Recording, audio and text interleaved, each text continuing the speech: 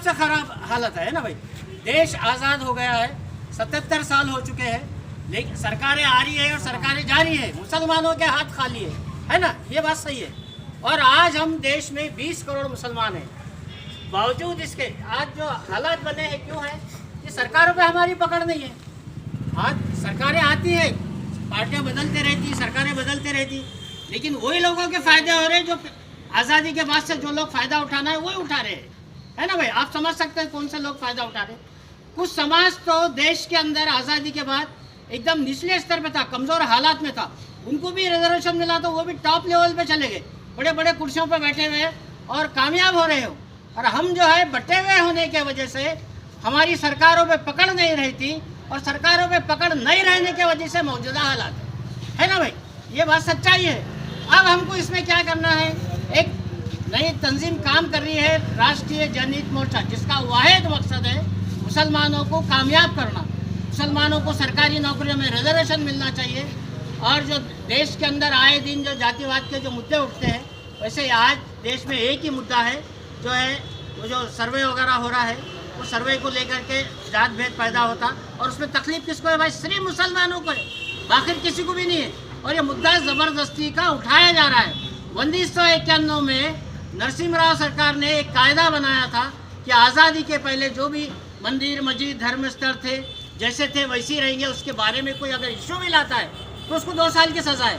लेकिन जो कुछ लोग मनमानी कर रहे हैं, ये मनमानी भी रुकना चाहिए, मुसलमानों को रिजर्वेशन मिलना चाहिए, देश में जातिवाद ख़त्म होना चाहिए। इन मुद्दों को लेकर हम काम कर रहे हैं। और ये जो नई तंजीम बनी है, चुनाव नहीं लड़ रही है, क्योंकि चुनाव लड़के हमारी तंजीम इतनी ताकतवर नहीं बनती है कि हम सरकारों से कुछ हासिल कर सकें। अगर हमको सरकार से कुछ हासिल करना है, मुसलमानों के बच्चों का फ्यूचर बनाना है, हमारे नस्लों को कामयाब करना है, इन चीज़ों के लिए सबसे पहले हिंदुस्तान के 20 करोड़ मुसलमानों को एक सोच में आना पड़ेगा। इंशाअल्लाह जब हम एक सोच में आ जाएंगे, एक प्लेटफार्म से जुड़ जाएंगे, तो इंशाअल्लाह ताकतवर हो जाएंगे हम। इंशाअल्लाह ऐसे हालात रहेंगे कि हम जिनके साथ खड़े रहेंगे उनकी सरकारें बन जाएंगी, जिनके खिलाफ में खड़े हो जाएंगे उनकी सरकारें गिर जाएंगी। तो इतनी मजबूत हालात में है हम। आज हालात ऐसी मौजूदा हालात इसलिए है कि हम बटे हुए हैं। वक्ती तौर पे चुनाव आते हैं, अलग अलग तरीके से हम वोट दे देते और हम घर में बैठ जाते, हमारा कुछ भी नहीं रहता।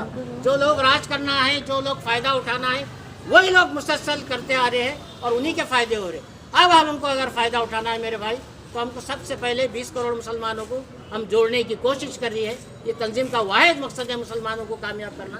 इंशाअल्लाह हम जब जुड़ जाते हैं तो इंशाअल्लाह अच्छी पार्टियाँ वोट लेने के लिए हमारे पास खुद चलते हुए आएंगी। तो ऐसे टाइम में हम टर्म्स कंडीशन रखेंगे उन पर कि हम 101% मुसलमान तुमको वोट देते हैं, तुमको सरकार में लाने की कोशिश करते हैं, लेकिन जब तुम्हारी सरकार बन जाती है तो मुसलमानों के लिए सरकारी नौकरियों में रिजर्वेशन होना और देश में जो जात पात के जो माहौल बना हुआ है, वो माहौल को जो है एकदम ख़त्म करने के लिए हम काम कर रहे हैं। एक मसला हल हो गया, वो 91 का कायदा एक्टिव हो गया, तो समझ लो जातिवाद जड़ से ख़त्म हो जाता, नफ्सा नफ्सी ख़त्म हो जाती। इंशाअल्लाह मुसलमानों का कामयाबी का दौर चाला हो जाएगा। और सरकारों में जब पकड़ रहेंगी तो हमको रिजर्वेशन मिलना ही मिलना है, ये तो पत्थर की लकीर है। शर्त है कि हमको एक जगह आना है मेरे भाई। अब बोलिए, मैं जो बोल रहा हूँ ये सही है या गलत है? ये इस तरह से होना चाहिए ना। हम जी जान से दुनिया भर के तजुर्बे के साथ में हम काम कर रहे हैं, कहीं भी हम कम पड़ने वाले नहीं, बस आप लोगों का साथ चाहिए। बस मैं मेरे अपना पर्सनल बताता हूँ कि मेरी लाइफ जो है पर्सनल लाइफ कुछ भी नहीं है। मैं सिर्फ मुसलमानों के तरक्की के लिए काम करने के लिए जीना चाहता हूँ और वो मैं काम कर रहा हूँ। बस आप लोगों से उम्मीद है कि आप हमारे साथ खड़े रहेंगे।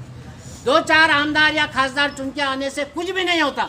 अगर सरकारों से हासिल करना है तो हमको सरकारों के साथ ही रहना पड़ेगा, है ना भैया? सही बात है। चलो ठीक है, बहुत बहुत शुक्रिया आप लोगों ने ये करे। थोड़ा और 1-2-4 लोग रुके भैया, आप लोगों से काम बेटे क्लोज कर दो।